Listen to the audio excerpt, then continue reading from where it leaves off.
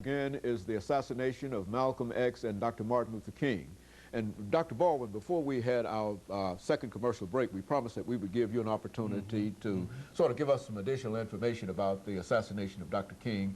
Of course, Dr. AAl-Hadid will sort of feed in off that. Yeah, I wanted to pick up on a point that Dr. AAl-Hadid made about the possibility of the two men coming together. There are two reports about what happened in the weeks prior to Malcolm's assassination. Dr. Kenneth Clark, the black psychiatrist, and also William Consular, who was a civil rights attorney. Both men reported that Malcolm and Martin had scheduled a meeting for February 23rd, 1965. And of course they were to meet in Dr. Clark's office at City College there. Perhaps discuss the future course of the movement, because Dr. King at that time was interested in moving from the north to the south into places like Chicago and perhaps even Harlem to deal with slum conditions and education and other problems that were confronting the inner cities. As Dr. AAl-Hadid pointed out, Malcolm was assassinated on February 21st, 1965, 2 days before that scheduled meeting. And one wonders what would have happened had they had the chance to really meet and talk and to sort of map strategy for the future. I think that too had some influence on the assassination, certainly of Malcolm X, because the meeting was planned about 2 weeks in advance of the assassination. And of course, there was no way that the power elite could allow these two forces to come together in the struggle. I mentioned also before the break that about these two schools of thought on King's assassination. Now, in the early years, 1970, William Bradford Huey published a book called He Slew the Dreamer, and he advanced this lone assassin theory about James Earl Ray being the only assassin, and that theory has lasted up until now. Gerald Posner a couple of years ago published a book called Killing the Dream, where he advanced that same theory. But I think the prominent theory today is the conspiracy theory. Most of the scholars who deal with the assassination of Dr. King line up with that theory, arguing that that King's assassination resulted from a combination of forces from the intelligence community, organized crime, local police officials, and I tend to subscribe to that theory myself. You know, Dr. AAl-Hadid, Dr. Baldwin has indicated the violence associated with both these assassinations, but I think you also indicated during the break that this was also a period of the bloody 60s, in which not only are we dealing with the assassination of King and Malcolm, but we're also dealing with others. Speak to that issue. Yes, it was the decade of the assassination of Medgar Evers, Robert Kennedy, John F. Kennedy, and there were a lot of things going on abroad, too, in terms of assassination of leaders or overthrows of governments. King made a statement. He said that the bombs dropped in Vietnam explode in America in inflation and depression and economic injustice. And he also said that he'd come so far that he could not, at this point, segregate his morals, that justice is indivisible, that violence in Vietnam is morally wrong, and violence in America is also morally wrong. So I think that both men were moving toward an international interpretation and understanding of the problem. In '64, Malcolm made the pilgrimage in April, and that same year, in December, Dr. King received the Nobel Peace Prize. So both of them were anointed as international statespersons. So when they came back into America, they had the power of that.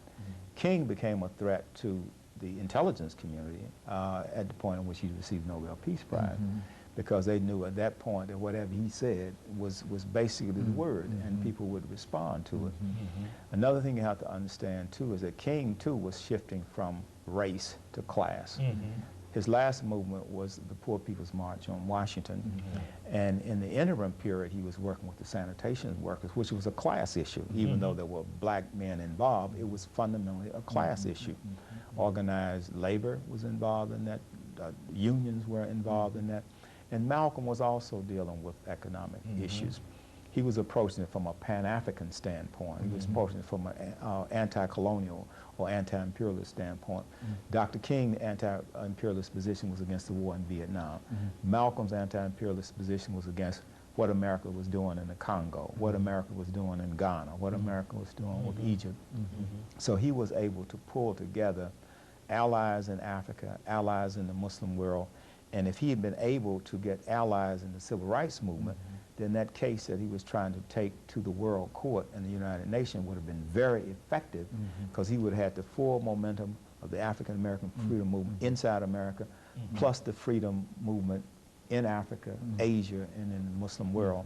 And at that time, you know, a lot of the African countries were becoming independent. They were becoming members of the United Nations and had a voice in the United Nations. You also will remember that King met with Johnson, and Johnson advised him to go and talk with Ralph Bunche and Chief Goldberg in the United Nations. Bunche tried to discourage him from coming out against the war in Vietnam. Of course, he was inside the United Nations working on behalf of the United States. So it was a very exciting time to have lived through that period, to have been of age during that period of time. And I think that we learned a lot. But unfortunately, with the forces of reaction coming down, and once Nixon came into power and the conservative element started, and all this massive campaign to eliminate the movement, then I think we started regressing. And when the 70s came in, things was just unraveling and coming apart at that time, because you didn't have these leaders. One other point I want to make real quick, and that is J. Edgar Hoover, who had started out being against Marcus Garvey. Then he developed this theory that he wanted to stop the rise of a Messiah. And so getting rid of Malcolm, getting rid of Martin Luther King was based on this mystical idea that he had of stopping the rise of a Messiah. And that's really what his obsession was with Malcolm, Martin, and Garvey. And all of these individuals represented to him the possibility and to that of a Moses rising up in modern day Egypt. Dr. Baldwin, over the last few minutes, let's have you to sort of say something in reference not only to these two assassinations, but in reference to where we can go from here to make our people much more sensitive in terms of what these individuals were able to accomplish and what they did for the movement entirely. I think in a sense with the assassination of King and Malcolm, the movement sort of turned the corner. Dr. AAl-Hadid made a comment that I think is important, because after the assassination of King, conservative political forces moved into power and tried in many cases to turn back the clock.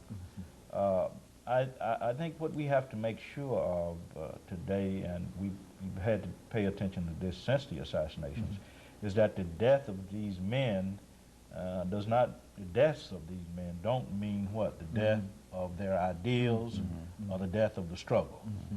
And that's what I'm afraid of, because the movement changed with the assassination of Dr. King. Today, if you look in the black community, neoconservative forces have emerged. And you don't find the kinds of prophetic voices that existed with Malcolm X and King in the 1960s. We need to recapture that spirit of prophetic religion, of social activism that existed during that period, because we don't have it. We've become a part of the political processes in this country. Many of our major leaders are involved in those processes, some running for president. And I think that sort of stifles what could be strong prophetic voices, because Dr. King and Malcolm X operated outside of the system. Because they felt that once they became a part of the system, they couldn't be as prophetic as they would be outside of the system. So I think we need to recapture that spirit of prophetic religion that they brought to us, that sense of the need to be involved in struggle, that culture of resistance, as one scholar calls it. And of course, I would imagine that both of you, during this last half minute that we have here, both of you would encourage individuals to become involved in the celebration of Dr. King's holiday, the birthday of Dr. King, and all of those other activities, just for the whole sake of not only remembering what has happened, but also, as the two of you, I think, have indicated, for laying the foundation so that we might be able to move forward. And of course, let me thank you, Dr. AAl-Hadid and Dr. Baldwin, for another excellent show, because I think that in simply voicing information in reference to these two great leaders will sort of bring them together and make us have a better understanding of some of the things that they attempted to accomplish. Yes. And of course, let me encourage our audience to tune in again next week for another informative edition of Comments. Thank you and good morning.